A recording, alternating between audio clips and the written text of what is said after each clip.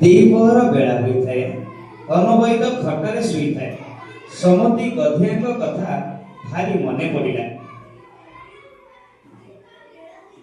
ସମୁଦି ଘରକୁ ବହୁତ ଦିନ ହେଲା ଯାଇ ନାହିଁ। ସମୁଦି ଘର ଆଡୁ ଯାଉଛି, ଟିକିଏ ବୁଲି ଆସିବି। ଭାରି ମନ ହେଉଛି। ତାର ସମୁଦି ଘରକୁ 2 କେଜି ରସଗୋଲା ଧରି ଚାଲିଲା ସାଥୀ।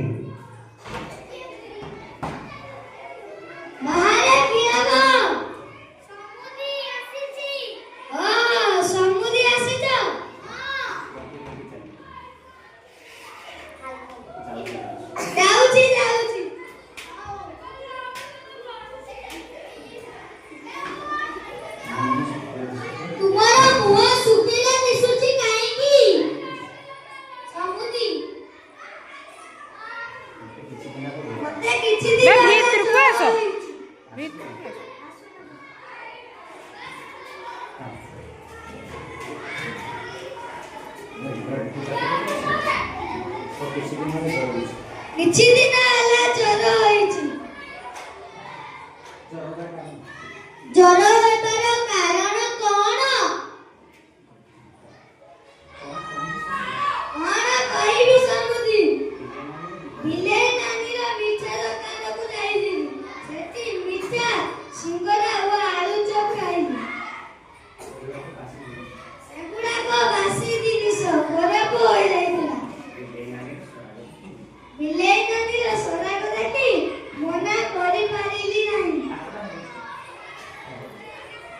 ଖାଇଦେଲି ସିନା। ଘରକୁ ଫେରିଲା ପରେ ପେଟ ଖରାପ ହୋଇ ଝାଡ଼ା ହେଲା। ତାପରେ ସର୍ବାଧିକ ଜ୍ୱର।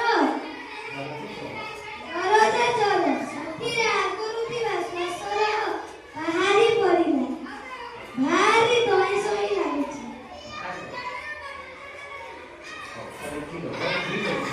ହଉ ଠିକ ଅଛି ସମୁଦି,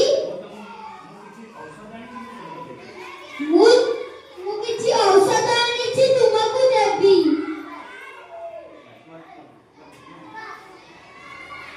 କରୁଣ ଔଷଧରେ ଗଧିଆର ଭାରି ବିଶ୍ୱାସ। ଅନବହିତ କହିଲା, ସମୁଦି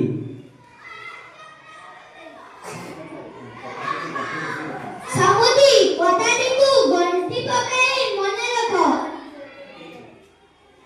ସମୁଦି କଥାଟିକୁ ଗଣ୍ଠି ପକାଇ ମନେ ରଖ। ଖାଇବା ସମସ୍ତେ ମିଶିକି ଗାଅ। ଖାଇବା ଦ୍ୱାରା ବାସି